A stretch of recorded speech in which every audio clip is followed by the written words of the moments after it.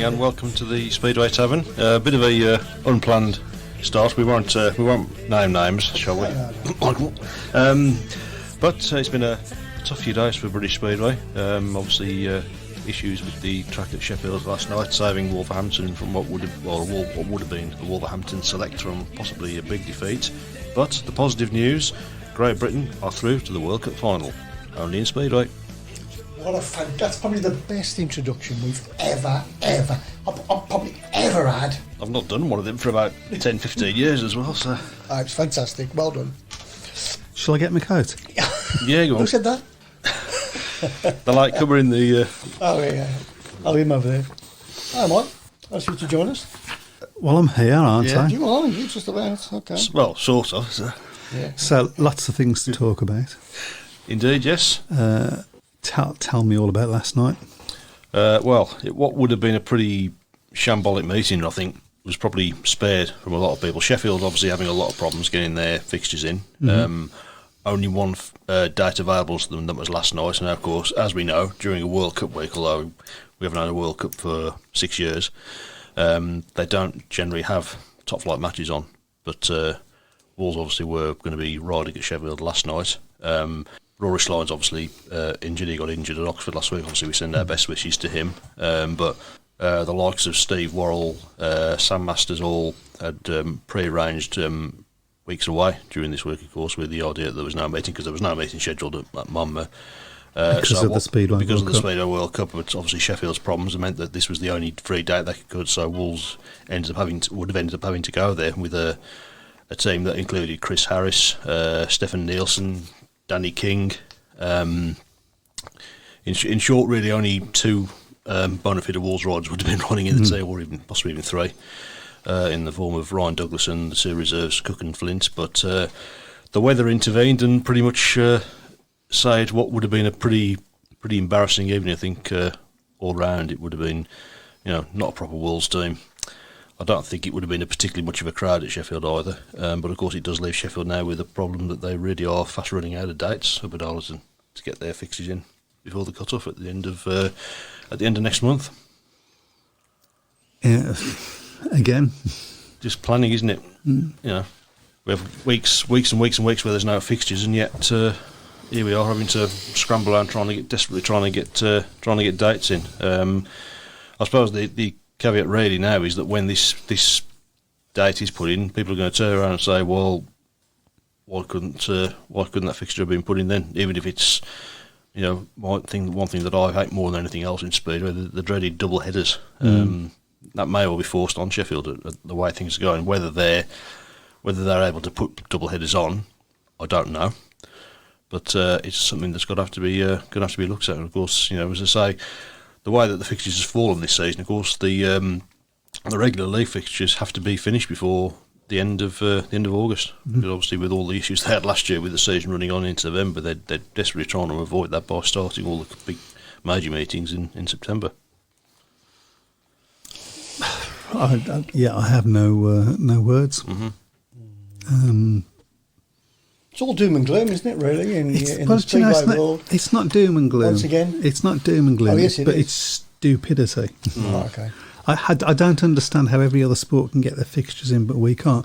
And I think back to, the 70s and 80s when we had, 20-25 teams in a league? Yep. We've never had any troubles getting their fixtures in. Admittedly, in those days you didn't have playoffs and things like that. So yep, and also they would run in the rain a bit more. Just a bit, yes. Yeah. So, but as I say, the big positive obviously is Britain are now through to the World Cup final after a good strong performance today in Wrocław in the opening day of the Speedway World Cup.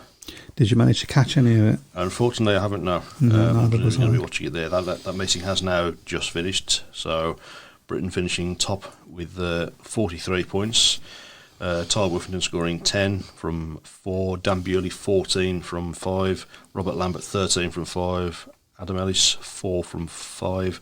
And Tom Brendan getting a ride at reserve. He scored second place in that one. Second place is Sweden on 32, Freddie Lindgren 12, Jakob Torsell 8, Antonio Lindback 6, Oliver Berntsen 5 and Kim Nielsen 1. Third place were the Czechs, Jankovic 10, Heinrich Stacker 0, Peter Slovak 1, Daniel Kilmer 1, and Vaclav Milic, the reserve, scoring 11 points. And in fourth place were the Germans on 22, Kai Hülkenberg 11, Kevin Volbert 7, Norit Bladorn 1, Martin Smolinski 1, and Eric Riss 2. So good. Good showing. I think to be fair, we were probably always going to be the warm favourites, if you like, for that fixture. The big threat was obviously going to be from the Swedes, although maybe not quite the force that they have been in years gone by. And they've got a good 1 and 2, and then it sort of falls away a little bit. Away. But even so, yeah, I mean, that's a good score. It's a very strong performance. That's going to lay down a marker to the rest of the pack, I think, in the competition.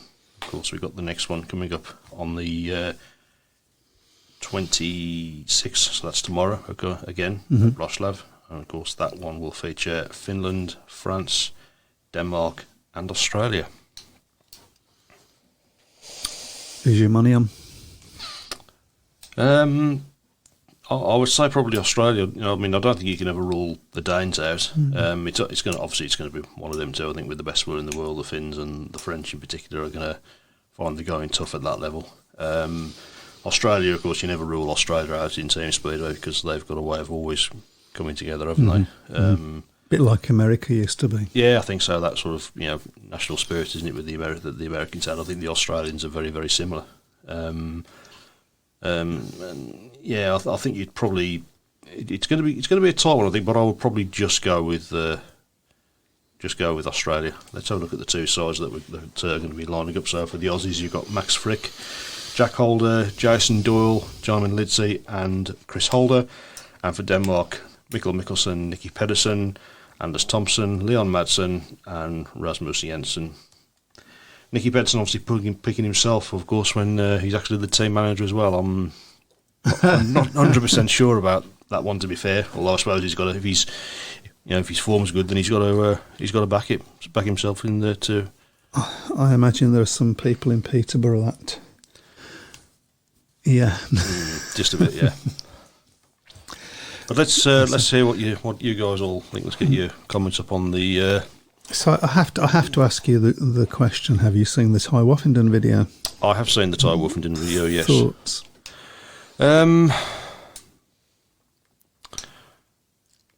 Difficult one really to judge, isn't it? Was he in the right? Was he in the wrong? I mean, obviously the supporters shouldn't have. You've got to ask questions of the security as to how the supporter managed to get that far.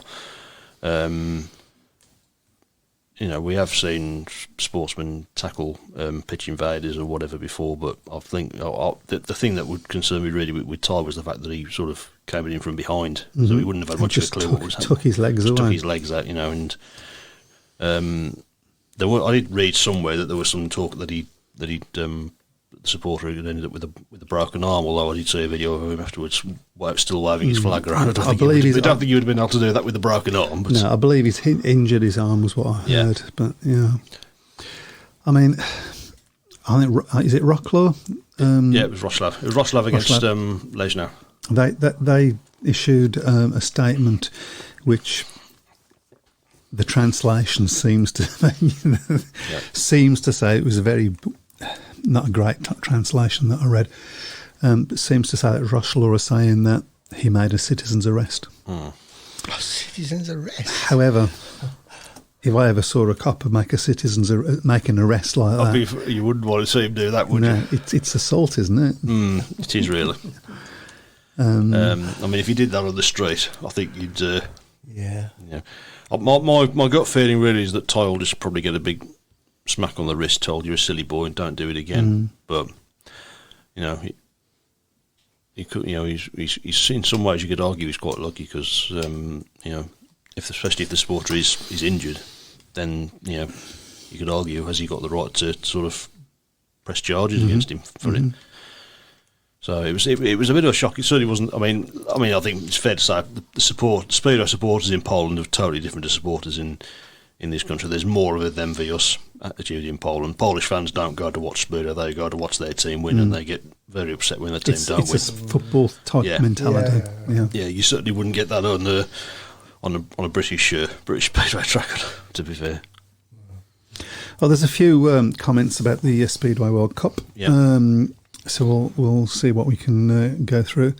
Worrell not been away, rode Friday at Glasgow, travelled to Latvia Saturday, rode in Latvia Sunday, back to UK Monday. Why couldn't he ride then? Because he is riding for Paul Wednesday, so he had a one-day holiday today. Is it the weather more like rider availability? Shambles, Ellis Poor, the weak link, I'm afraid. Sheffield double header. It's possible. They got through 15 heats fairly quickly last Thursday against Bellevue with some fairly long track delays, but was all done and dusted by 2050. So I reckon if Sheffield have a 10 p.m. curfew, they can run a double header, no problem. Yeah, but you have to regrade the track between matches. You've got to regrade the track, yeah, and it's always difficult, especially when you're the second team and you've got to stand around waiting for the first meeting to finish. Surprise, I'm going to read this out as it says it. Surprise Chris Holder over Brady Kersey. I was a little bit surprised about that one. Brady Kersey's had a really good season. He's come on in leaps and bounds, I think, for Bellevue this year. He's done well against a lot of riders that have. We've had some top riders that have come back to the UK this season. Maybe Chris Holder, with his experience, particularly on the big Polish tracks, was that's the reason that the Aussies have gone for it. Obviously, Mark Lemmon's the team manager of Australia and also the team manager of Bellevue, so he certainly knows Brady Kurtz very well. Craig Smith says Adam Ellis getting a pick because he's a Sheffield rider. He's the weak link. I presume he means because it's a big track. He's the weak link on that team. Don't think he's had a particularly great season, really. Charles Wright should have got it, in my opinion, which is what we were saying last week. I hope Tom Brennan gets more rides tomorrow. Looked quick in his ride tonight. I thought Charles Wright was very unlucky certainly not to be in the squad. I think he's had a really, really good season. He's a tough rider. I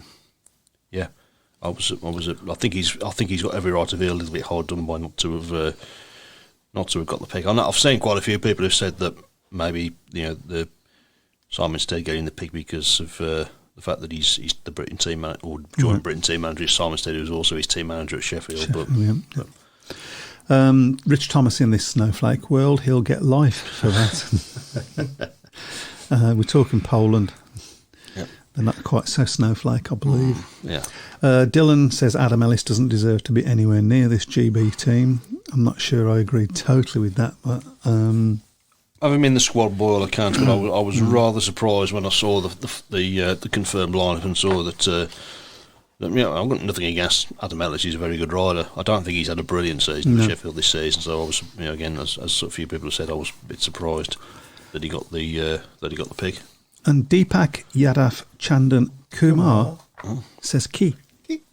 Yeah, okay. That could mean anything. Now, before we go any further, we should say a big thank you to everybody that joined last week. Yeah. You don't know what it finished on. What did it finish on? It finished on 16,700 people. So we had 16,700 people watch that show last night, and that's just mad. That's crazy. I don't know whether Mars is in conjunction with Uranus or nowhere near Uranus, but that was quite incredible. So thank you everybody for that. That's we're going to be listening. We'd have been. We are without a doubt the most successful podcast, Speedway podcast. I don't think there's any doubt, is there, with that?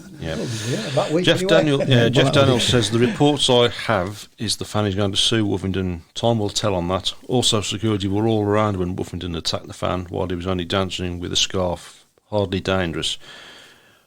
I mean, to be fair, a lot of Ty's teammates were around him as well, and they were just ignoring him. And I think in fairness to Ty, I think he has in the past been prone to sort of maybe acting before he thought a little bit at times. I certainly remember the Cardiff Grand Prix when he decided to swear in the microphone into the stadium, which wasn't the brightest thing he'd done. But I was quite perplexed and surprised when I saw it. It certainly wasn't the sort of thing you expect. It's got people talking, which I suppose in the old saying, no, all publicity, whether good or bad, is good. But yeah, who knows? Well, I did have to watch it. Brian Buck says, let's hear you sing Happy Birthday to Lawrence Rogers then. I don't think so. No. Happy birthday, Lawrence. Happy birthday, Lawrence.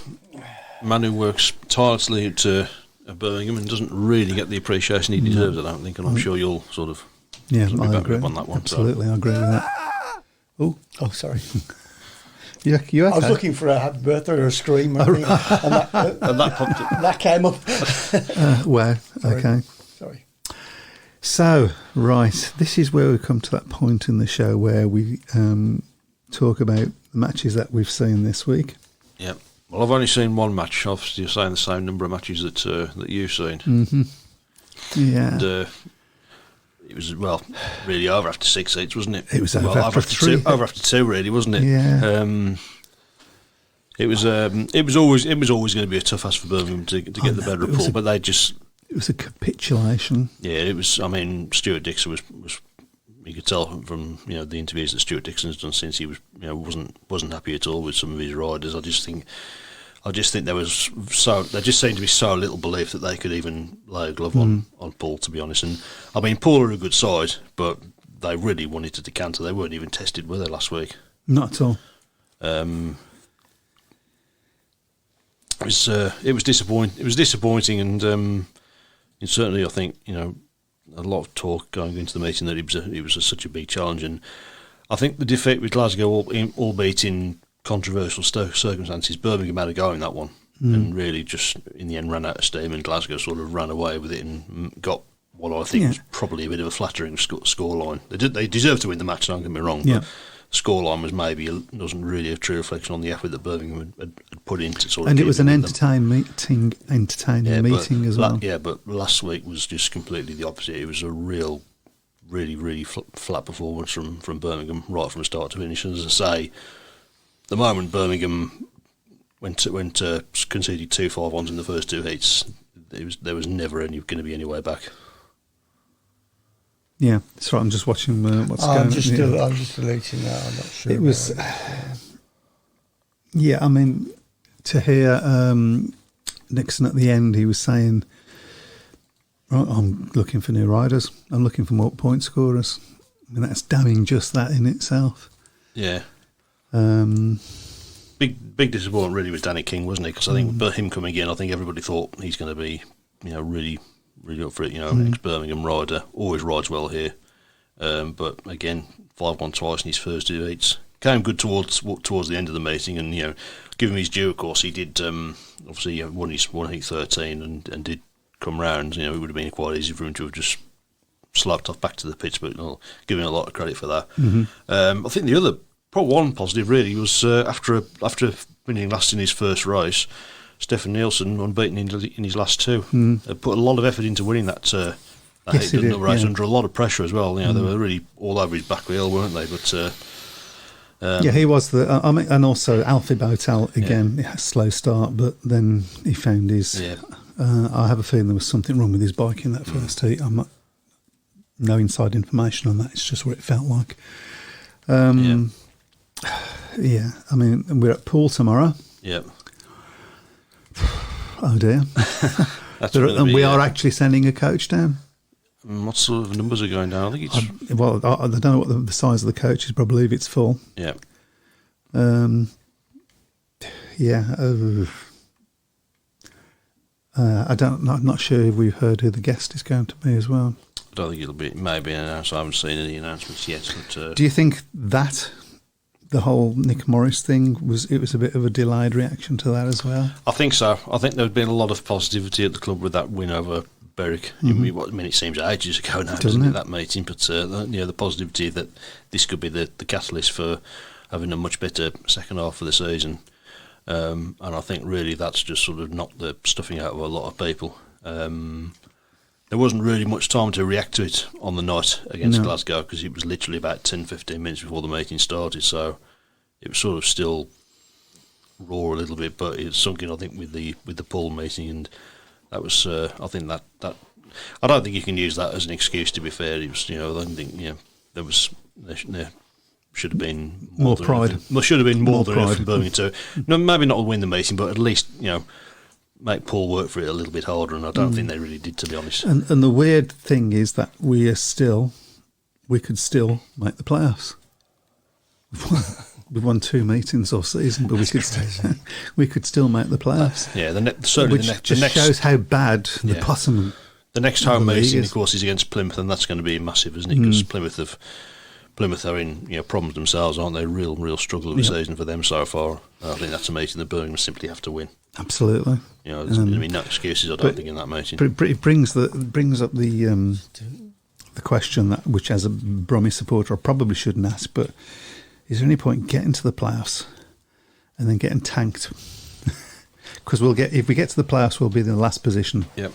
So we'll end. Whoever finishes top will say, we'll go to Birmingham. Exactly. So that's going to be Paul, probably. So Brian Ricketts here. Rory Schlein is guesting for Birmingham tomorrow at Paul, I believe. Yep. Right, yes, that's been confirmed. So if you want to take the comments back up a little bit higher, there was a few comments going on there. Okay. Do you want to talk about the Monmore thing? We'll go a little bit. Okay, so this is talking about the Ty Woffingen thing. I've seen the video. The fan is encroaching in a restricted area. It's a criminal offence to do that. He didn't particularly look a threat, but it's a security breach nonetheless. Woffingen really shouldn't have got involved, but security weren't exactly quick to apprehend the fan either. Okay. Well, you shouldn't really say, but I suppose the other argument is you don't really know what the fans' intentions were, do you? Because he might have had something on him. No, but his intentions seem to be going no, essentially. How was he going? No. So, Simon's a question for you. Are the Greyhounds moving to Dunstable Park? I have no idea. A lot of people, obviously I said last week that I knew some things, and quite a few people have been, that was obviously broke just a few hours after the show, and quite a few people have been asking me, was that what you know? That wasn't what I know. I knew nothing about that until I spoke to somebody on Wednesday morning. I think there's a lot of things going around at the moment about the whole situation with Entain and Ladbrokes and what their future plans are, whether that involves closing Monmore Green, whether it involves happening in this new site on Dunstable Park and closing Monmore Green down. I think the story I've read is that it's sort of a joint thing between the people that own Perry Bar as well, and that maybe the Perry Bar operation is what's going to move to Dunstable Park. Although I don't quite see why you would have two greyhound tracks in one city. That was certainly a rumour that was floating around last Wednesday. Graham Oldfield, I guess, talking about the Sheffield situation. We have heard it all before. 3 weeks without a meeting and run it in October. Oxford have got one meeting in August. Now, August, for me, you should always be having meetings every week in August because it's prime time. The kids are on summer holidays. Exactly. Craig Smith, what's the thoughts on horses potentially going to Monmore? Would certainly end any hope of a couple more years whilst they find a new home potentially. Horses? Well, everybody's nonplussed on that one, so... I haven't heard anything about horses, to be fair. Can't be big enough, can it? I don't think we're going to know anything about this until the end of the season, to be honest. I think it'll probably sort of, strong up and then on and to see what happens. Not really more I can say on that, to be honest, at the moment. So I don't really want to... I can't break any confidence of anything that I've been told, so... Yeah. Jeff Daniels says Danny King has been poor all season, in his opinion. Hasn't had a great season, has he? He hasn't really been great for Redcar. In fact, Redcar have been a bit of a surprise to me because I tipped them to be the favourites to win the championship at the start of the season. They haven't quite really got it going, have they? No. In fairness, we'll have a look at the league table shortly, actually, and just have a bit of a... Simon Corbett says they went to Perry Bar, surprised how poor the crowd was. Less said about Sedgman, follow them round. Well, there was quite a few Pool fans that came up, to be fair, which sort of boosted the numbers a little bit. There was a lot of people inside as well. That's the one thing that people tend to forget about Perry Bar, is that I think quite a lot of people do watch inside because the viewing outside of Perry Bar is not really great. And inside it's second to none. Yeah, it's good inside. Yeah. Lawrence says Birmingham have meetings in August on the 2nd, the 9th, the 16th, 23rd, with the 30th reserved. Well, that's what you need. That's what we need. Yeah. You need meetings in August. I think it's a no-brainer. Mm-hmm. That's when you're. When I was growing up, that were the meetings that I used to go to. With the meetings in August, because there was no school the next day. So. And Peterborough are going to have some meetings because they've got 8 home meetings to fulfil before the end of the August deadline. Good luck with that. Possible double headers, I think. Yeah, I think it's going to have to be, isn't it? Yeah. I believe we've caught up with the comments. Mm-hmm. Okay, well, let's have a look at the league table. Start off with the Premiership. Bellevue, 35 points from 20. Leicester, 27 from 14. Wolves, 24 from 15. Sheffield, 22 from 14. Ipswich, 17 from 17. Kings Lynn, 7 from 15. And Peterborough, 3 from 15. So, in terms of matches, fairly even apart from Bellevue. Bellevue obviously have had a few matches extra over everybody else, but that's quite a substantial lead that Bellevue have got already, and I think that top 4 at the moment looks to be taking shape. Ipswich, 5 points adrift of that last spot that Sheffield currently hold. Mm-hmm. It's big surprise.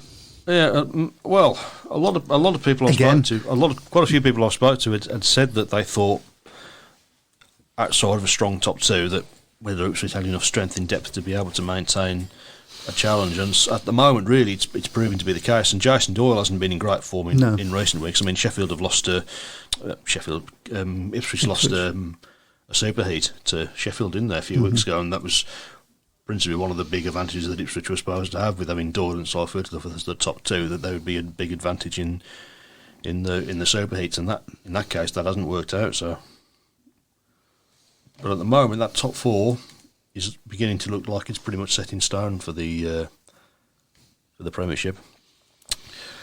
Let's have a look at the Championship then. Mm-hmm. Oxford are top of the league at the moment on 22 from 10. Glasgow 14 from 7, Poole 13 from 7, Scunthorpe 12 from 10, Redcar 9 from 8, and Edinburgh now hold that last spot in the top 6 after their win at Berwick the other night. They're on 4 from 8, Birmingham 4 from 8, Berwick 2 from 7, and Plymouth 2 from 7 as well.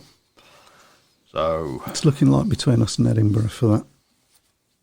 I think final so. Spot. Berwick obviously a bit sort of falling away a little bit. Not really had that many home meetings, to be honest, Berwick, so that may be an issue they've got. But Plymouth really are having a real tough time at the moment in terms of results there. Just that 1 win so far this season and 2 points. But Oxford, Glasgow, Poole, I think, and probably Scunthorpe as well, they look nailed on now for that, and probably Redcar as well. Redcar on 9 from 8, but that top 5 is looking pretty much like they're going to be in there, and it's just that last spot, which Birmingham still in the battle. I mean, we were obviously very critical of the performance last week, but they're still in with a chance of getting into the top 6, and that at the end of the day, if Birmingham do make the playoffs, I suppose after last season and the season before, that's progress. Yes, to get into the top 6. Well, that's what he's promised to give us this year, wasn't it? The playoffs again. So there's a few more comments popped up. So we'll. I'm really sorry. I've got some sort of frog in my throat, so I do apologise. Dylan says was really happy to see Steph get back to where he can be. Smart riding to run in mid-track and cut back to stop Zach passing. That was a great heat, to be fair. Friday streaming event hosted by BSSC is postponed too, with the BSN taking the meeting over to stream. So remind everybody what that event is. That would be good. Lawrence Rogers, quite a few newcomers again last week at Perry Bar. Hopefully they stayed to the end this time, but they wouldn't have been impressed with it. They certainly wouldn't have been. Which is unfortunate. We're having a few problems on the gremlins. On the shout box at the moment. It's somebody who's trying to spam us. But yeah. So I'm on top of it. Yeah, as the Bishop said to the actress. Frank Brown says Glasgow fans had that issue without a meeting last year. 7 weeks without a meeting from 5th of August, and then into the playoffs. No momentum going into the playoffs. Then was there? I mean, part of this is down to not having enough meetings. Yeah, there is not enough meetings. Ipswich ride the stars 3 times. That will put them back in there. Yeah, should Good point. Got a point. Just the good thing, I guess, really in that sense, is Kingston have managed to resume their season, because I must admit I did have doubts as to whether they were going to be able to resume the season with some of the stories that were coming out of there. But at the moment, that does they seem to sort of, certainly I think they're committed to finishing the season. What's going to happen in 2024 at Kingston is anybody's guess, really. The BSSC at the Birmingham Speedway Supporters Club, by the way, were going to be doing an event at Goals, but it's now been postponed. Worth mentioning, the Supporters Club hosting a summer fete at the Tennis Court Pub on Saturday the 26th of August between 12 and 3 p.m. Consider it mentioned. I'm hoping to be there. That'll be fun. Yep. Let's have a look at, just to finish off our random on the league tables, at the National League as well. Mildenhall top with 15 from 9, Bellevue Colts 14 from 10, Leicester 14 from 8, Oxford 13 from 8, Workington 9 from 7, Edinburgh 9 from 10, Kent 5 from 8, and the Berwick Bulls 2 from 10. And Mildenhall's been a bit of a success story so far this season, because I think at the end of last season they were grave doubts as to whether they were going to be able to come to the tapes, and here they are going to last week in July, and they're sitting proud at the top of the National League table with a really good record so far. 15 points from their 9 matches. Obviously, there's still a long way to go, and it's quite congested at the top of that table, isn't it? Bellevue and Leicester only a point behind, and Oxford 1 further point behind as well. So that's shaping up to be a bit of an interesting battle, the NDL. Fairy stories can happen. Yeah. Simon says Peterborough's 8 fixtures are 7 league meetings and 1 knockout cup meeting versus Ipswich. And we'll just let you deal with that. Yep. I guess the knockout cup match will be declared, as they are a lot of points down after the first leg at Ipswich. Are they allowed to do that? I think I've got it from you, haven't I? No, I think they do have to run the meeting, don't they? They've got a certainly stage. I think there's some sort of fine or something if they don't. Mm-hmm. And there are enough difficulties without getting into that. So, Yep. Right. Once again, we've caught up. We've caught up. Okay. I mean, keep it coming, keep it coming, keep it coming. Shall we have a look then at the Prediction League? Do you really want to, Mike? No, I really don't. I know I've had a really good week. Have you? Who's told you that? You've had a good week. When was that? Yeah, I was being ironic. Yeah, okay. I'm just getting further and further 24, and further down. 24. You're some awful. 22 points behind me. It must be catching what's going on at the Speedway. So Birmingham Speedway, I'm catching it. No, it's just that you're not very good. Well, yeah. We've got Gordon Gambrell top, Andrew Garner, Simon Corbett third, Rich Thomas, Duncan Pemberton, John Bard, Steve Morgan, Kev Lilly. 9 is Nick Matthews, and number 10, Brian Book. Where's you? Cracky, you're having a bad season not for you. Mid-table mediocrity at the moment, unfortunately for me. So that is bad for you. It really is. Oh, well. Still time though. Never mind. But you say that, but I'd be having a nosebleed if I was there. Yeah, but it's look how close it is at the top though. We've got joint leaders there, and then you've got Simon and Rich only a point behind them. So it's really shaping up to be quite tight. I don't care. Season, so. Well, at the top it is, yeah. I'm just so glad we had 50 quid on it. What? I'm sorry. Right, okay, shall we get started then? You're going to embarrass yourself even more now. Okay, let's start off with the first match tomorrow. Oxford against Kent in the NDL. Oxford versus Kent. And it's up to you, Matt. I will go Oxford by 14. I'll go Oxford by 16. Oxford by 14. Okay. Next up is Poole against Birmingham. Who's got that one? Chris. Poole versus Birmingham. I'll have to go Poole by 16. I would bite your hand off for that. I'll have a good that would be a good result. I mean that would really be a good result. Really? Okay. Yeah. I'm going to say Paul by 30. Wow. It's confidence for you. I'm going to say the same thing. Maybe Stuart Dixon will have our two predictions on the on the dressing room wall. I mean, I don't want to say that. You just did. It's just. You can't look any other way, can you? No, yeah. That's terrible.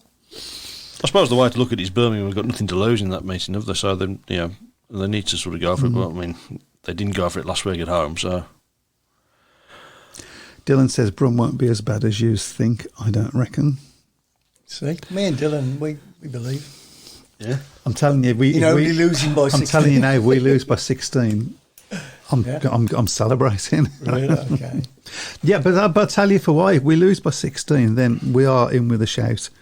We're good enough to make the playoffs. It's ridiculous. We can go to Port and lose by 16, then actually we're much better than last week was showing. Wouldn't you agree? I would say so, yeah. Ridiculous. Okay. Yeah. Right, moving on. In the Premiership, Kings Lynn against Peterborough. Kings Lynn against Peterborough, that's me, isn't it? Yep. Oh, God, that's a difficult one, isn't it? I'm going to say Peterborough, given mind you, they haven't got Lawrence Rogers team managing for him. Do you know what? Let's go for a draw. Just one of these years, I'm going to get one of these. You did get a draw a few weeks ago, actually. Did I? Yeah. So you can stop doing it now. Okay. You've made your point now. I'm going to go for Kings Lynn by 6. I'll go Interesting. Kings Lynn by 10. Okay. Then moving on to Friday, in the Championship, Edinburgh against Berwick. And that's up to you. Edinburgh by 10. Edinburgh by 12. That's what I'm going for as well. Copying me now, because I'm that good. Okay. Also on Friday... You're just not as bad as me. But then nobody is. Also, on Friday, is Scunthorpe against Birmingham. Scunthorpe That's a tough versus Birmingham. That's obviously the... in the Championship, yep. Yeah. They don't get easier, do they? That's up to you. It's up to me, Chris, yeah. Scunthorpe by 12. Scunthorpe by 14. No, I'm not joking. Scunthorpe by 16. I've gone Scunthorpe by 14. Okay. All of a sudden, you two are more optimistic about Birmingham than I am. What's going on? Okay. It's got to be a turnaround somewhere.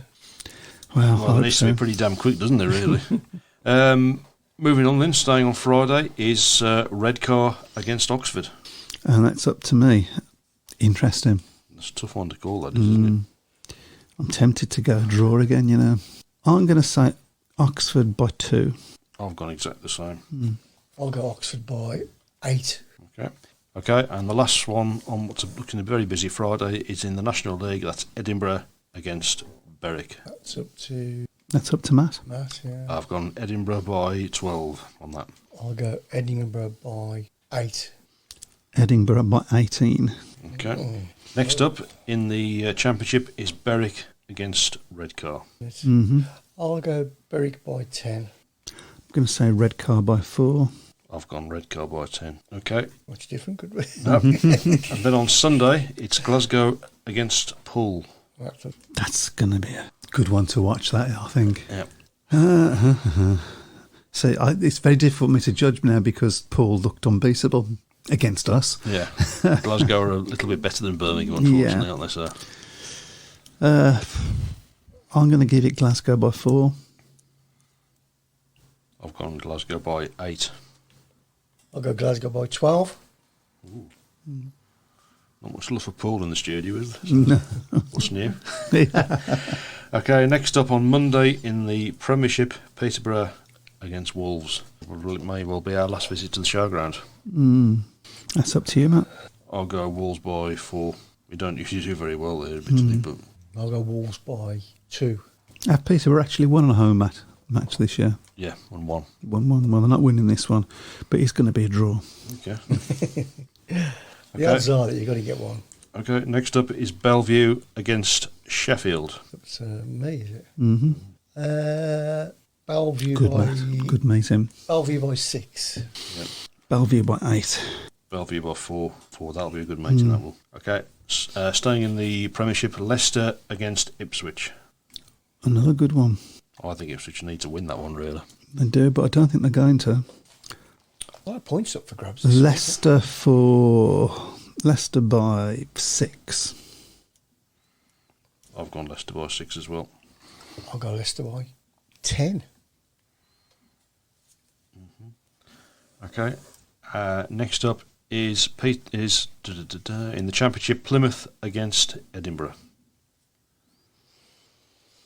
A very important match for us, for Birmingham. Yep. Up to you. I've gone Plymouth by 4. Plymouth by 8. See, if we beat Plymouth, Plymouth beating Edinburgh would be a good result for us. Yep. But I'm going to say Plymouth by 4 as well, actually. Okay. And lastly, we'll go for the World Cup. So what I've decided is the best way to do it. You get a point if you get the winner. If you get the top 3, you get 2 points. If you get the top 3 in the correct order, you get 3 points. So We don't even know who's going to be in there yet, apart from GB. Yeah, that's the fun thing. So Okay, well, it's up to Chris first. No, don't go back. I don't even know who's in it. why don't you research this? So, no, research. So, give me a rundown of who to pick from. GB, Yep, Australia, yep. Sweden, Czech Republic. Czech Republic and Czech Republic are out, and Germany are out. So. Oh, well, there's your top 3. So let's go there. So obviously Britain are in the final, Sweden in the race-off. Tomorrow you've got Finland, France, Denmark and Australia. Denmark. And then you've got Poland waiting in the final. Okay, I'll go GB, Denmark, Australia. Really? Oh, that's a bit cool. I like the winner. So. Yeah. Yeah, I'll go that way. Poland coming last. They won't be happy with that. No. Who's in the Polish team, by the way? Well, you're gonna Bartek Schmarzlik. Yeah. Hopefully, somebody not very good. It'll be a very strong team anyway, won't it? So They got the world champion for a starter. yeah. I think. Czechs are in the race-off. Sorry, I've just So I'm going to say GB just because I can. Poland, Australia. Okay. I've nearly gone the same as you, but I've gone for Poland to win it. GB second, Australia third. So the one common denominator is 2, isn't there? Yeah. GB and Australia all picked. Yeah, and then those of us that know Speedway have picked Poland. I think it's the most. I think it's certainly from a British point of view. I think it's probably the most positive World Cup we've had. Yeah. Going into since probably 2004. Yeah. When had Hans Andersen not decided to help the Swedes in the final, we would have had a great chance of winning that one. Yeah. I mean, we remember. got within a point of the Swedes, but 89 obviously was our last World Team Cup win. Mm-hmm. Obviously, that one was obviously tarnished because of the horrible crash, of course, that ended Eric Gunnarson's career. But been a long time coming. So, see, Poland have not announced their team yet, so I knew that. Obviously, I think what you know. I think what Simon Corbett says is Marshalik, Dudek, Korladze and Kubera are probably about right. Possibly Janowski as well. Yeah.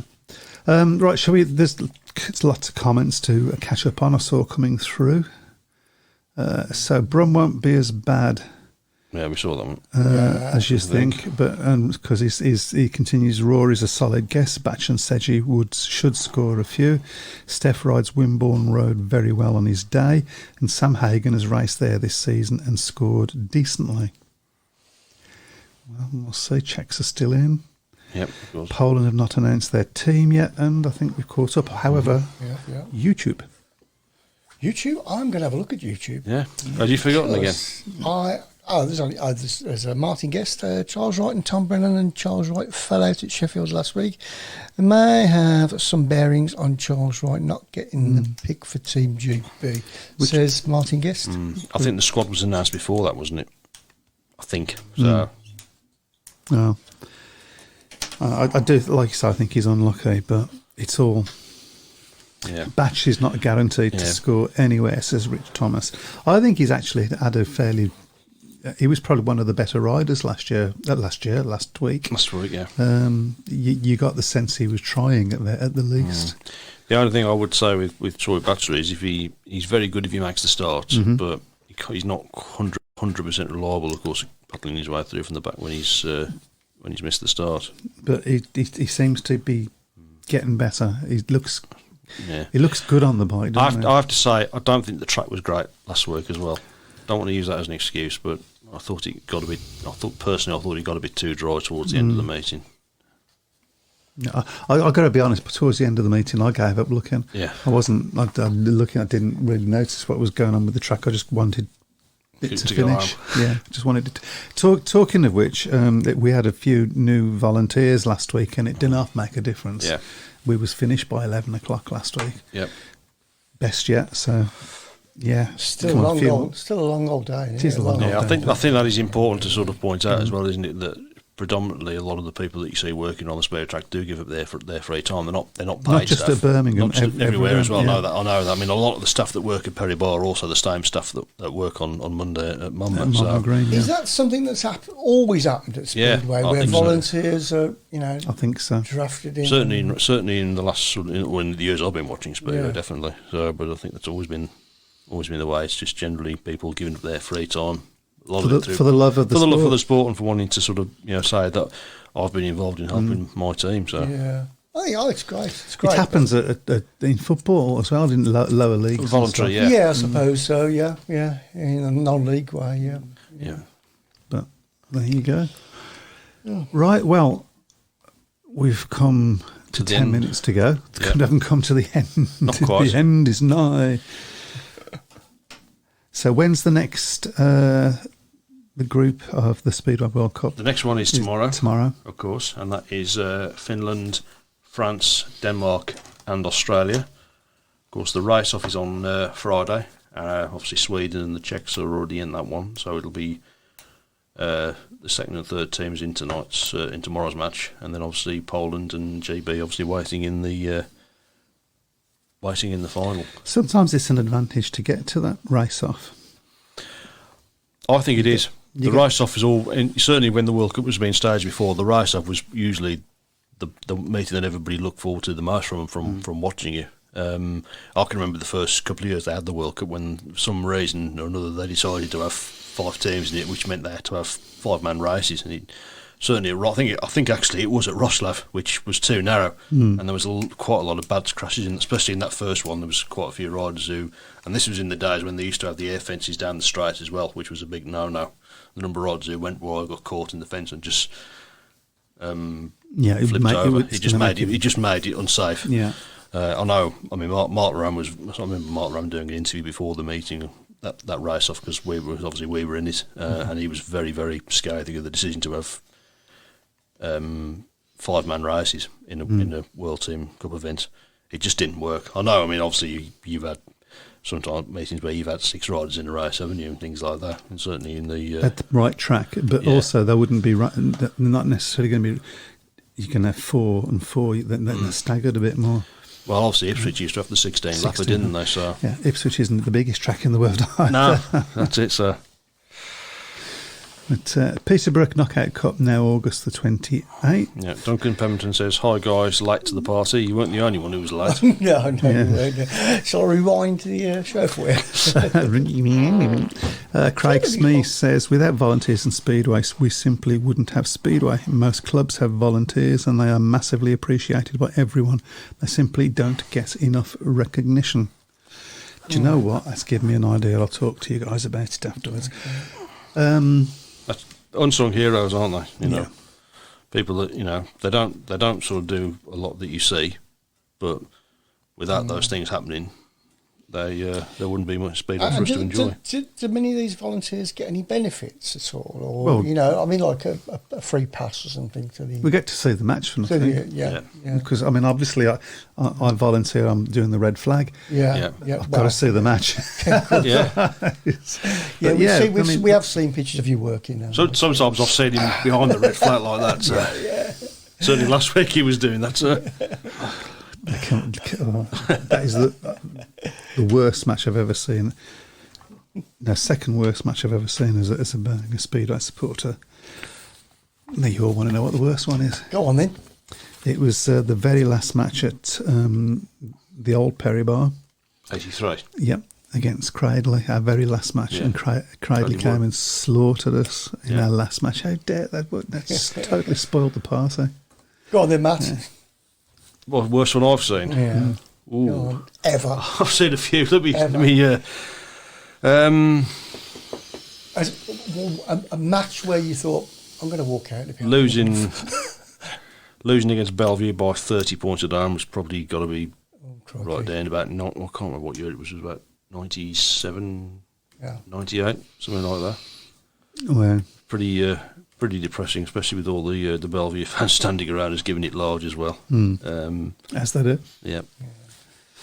As the poor supporters did last week. Yeah. Bless their cotton socks. I know. Well, you've got obviously the other Bellevue one, of course, was the championship decider in '93, but that was, obviously they're only losing out on the title by 1 point. Now you saying that, of course, that was a bad match for Birmingham when we finished top of the league, and then Paul did what Paul did, and beat us home and away, and it was. I didn't know that actually. Craig Smees has put there. I know at Bellevue they give them a uniform, which is usually the polo shirt they sell in track shops, and have a volunteer Year of the Year award at their end of season ceremony. That's a great idea. That's a great idea. Yeah. And of course, you're advertising as well, aren't you? With you giving them the polo shirts and stuff. Lawrence. Well, he's on tonight. So. Lawrence did give us all a brand new Birmingham Speedway hat, by the way. Apparently, he buys everybody breakfast as well. Right, on a Sunday. Well, I think he makes it. I'm not sure he buys it. Right, no.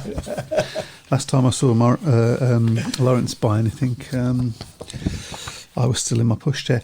Anyway. I doubt that very much. Stephen Morris should have pushed home in '93. I think it might have been, might have been him. I can't remember whether it was him or John Wainwright. I know John Wainwright. Obviously, in those days you had two reserves, and one of those reserves races was a 5-0. I think John Wainwright did get up and actually pushed his bike home for a point, and unfortunately, one of the track staff got a bit too excited and helped him pick his bike up off the track, and of course that counted as outside interference, and of course he got excluded, and that was a point lost. A lot of things happened that night, which just you think back at it and you just think, nah, the gods weren't on our side. Can you take it up just a little bit?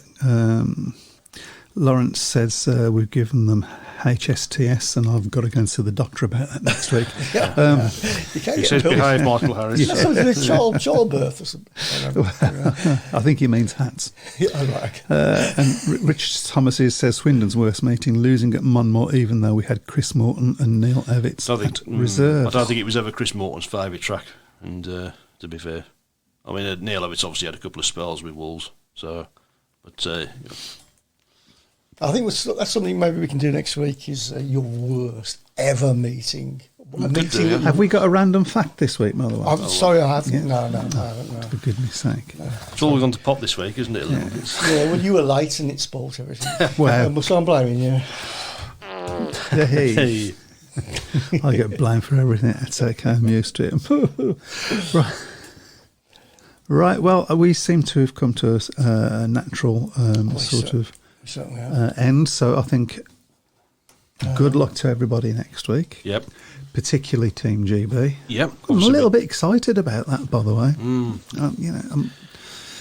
It's the best chance we're going to have for a long time.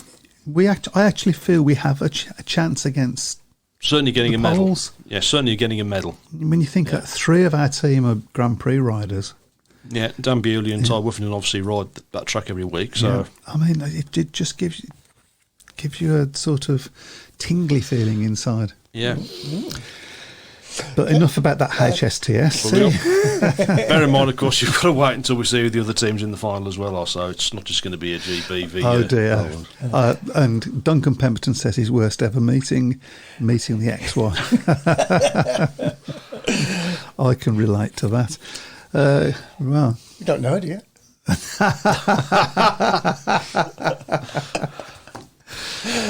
Oh dear. Yeah, and on that, On that bombshell. Yeah. Okay, I'll just say before we go, the podcast that comes out tomorrow, can people just click on it? Because even if you click on it, and we get the likes and so forth, and the it helps to push it up in various charts. And if people see it in various charts, it just helps promote our show and Speedway. Yeah, So, of course. Yeah, so. and yeah, I have to say once again, thank you to all you guys. I mean, 16,000. Oh, that's crazy. 16,700 last Unbelievable. week. Yeah. That was Unbelievable. That was good. Obviously come to see me, but you know.